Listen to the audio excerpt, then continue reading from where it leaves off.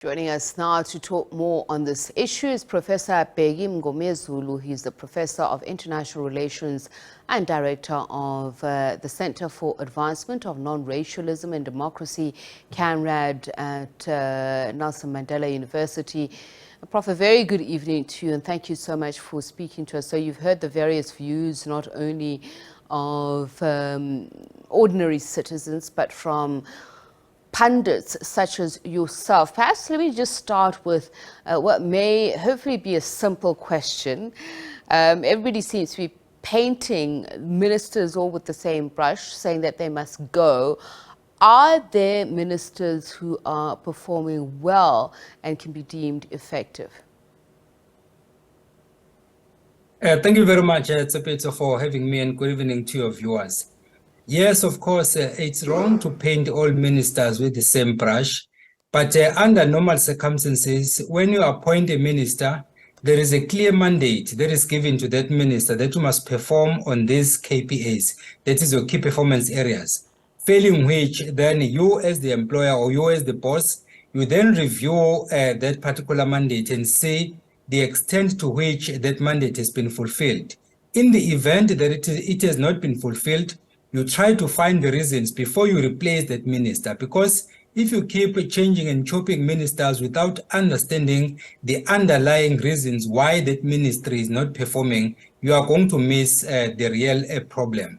But then, of course, having said that, the reality of the matter is there are people who have been in government for a very long time. So I think the onus is on them as well, that even if the president wants to retain them, if you know that you have not been effective, just do the right thing and say, Mr. President, I do appreciate you considering me for this position, but I think it's time for me to give others a chance, because you put the interests of the country first and then you put your interest last. So if our politicians can move from that premise, I think we can achieve more. The reality of the matter is there are a number of ministries that are not doing well, but then of course, the last thing I want to mention is that there are ministries where you don't just chop and change ministers willy-nilly, because they have international standing. One of them is the Minister of Finance, the other one is the Minister of Defense. So if you get people into those positions, you must first apply your mind and know that we are appointing the right people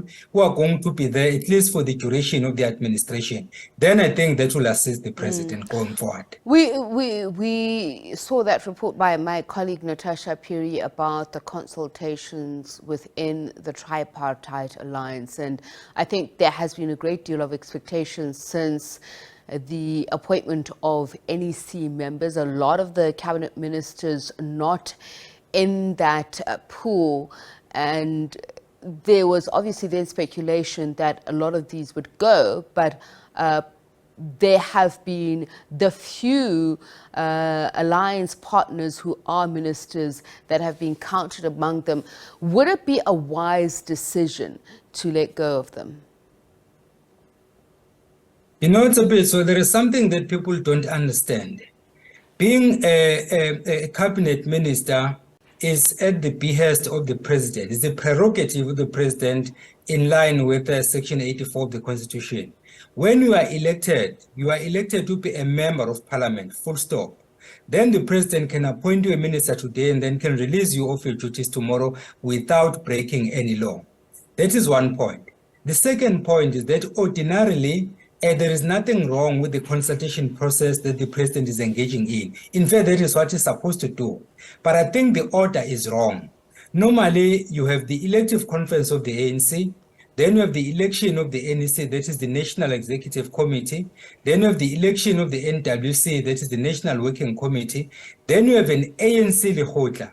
Ordinarily, immediately after the ANC Lekgotla, you should be consulting COSATU, and all other tripartite alliance members, or even before the ANC Lekgotla, so that once those processes have been concluded and all other stakeholders have been approached, you then go to cabinet and then you have that as your final phase. After that, you should be ready to appoint a cabinet. But at the moment, that has not happened in that way, because all the other processes have been concluded and there's been a cabinet Lekgotla. Only now we are hearing that the president is now meeting the tripartite alliance. What if cabinet agreed on something, and then the alliance has a different view. Like, for example, on the issue of the electricity minister, whose job is yet to be clear to most of us, myself included.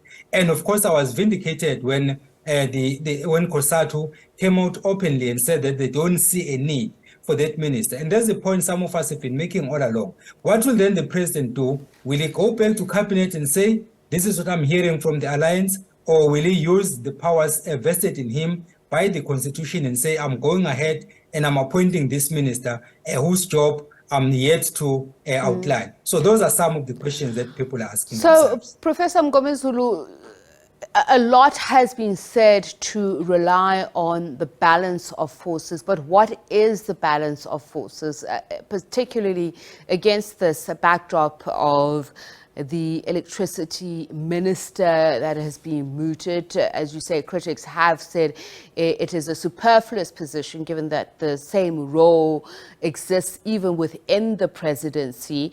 So there are those who, for instance, looking at the Minerals and Energy Minister, Gwede Mantashe, have said that he was loyal to the president during the last elective Congress. I think South Africans want to know what goes into weighing some of these decisions. Are you, is it jobs for pals, or are you looking at efficacy, efficient running of government?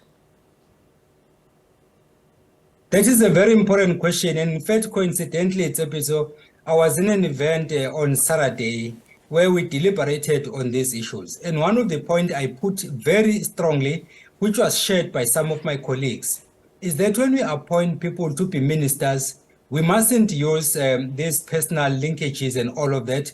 We must do what countries like Saudi Arabia are doing, countries like Singapore are doing, focusing on meritocracy. Meritocracy basically means that you appoint people based on the requisite skills and knowledge that they have, not because they happen to be your friends. To the extent that I even made a point that if you find that one of the people with the requisite skills and knowledge happens to be on the opposite benches, don't be shy to bring that person on board, because the focus is on taking the country forward, not satisfying people who are in your corner. At the moment, the president is pressed between the rock and the hard place. On the one hand, he wants to push this meritocracy that is appointing people who are capable to take this country forward. On the other hand, he needs to satisfy those who have protected him up to this point, including the likes of Gwede Mantashe, for instance. I don't understand why you would need a Minister of Electricity when you have Gwede Mantashe as the Minister of Energy. You have Pravin Gordhan as the Minister of State-Owned Enterprises, and then now we still need a minister. But it comes back to your question then that in some instances, you find people who are appointed as ministers not because they deserve to be ministers, but because they happen to be in the right camp. In other words, it's like being at the right place at the right time. When people are making appointments, you are available, and then you get the nod, when in fact the real people who should be there are the ones who are out there in the wilderness, be they in the opposition benches or be they people who are outside of parliament. That is the situation that the president finds himself in. Prof, thank you so much for your time. Professor Bheki Mngomezulu, Professor of International Relations and Director of the Center for the Advancement of Non-Racialism and Democracy, CANRAD, at the Nelson Mandela University.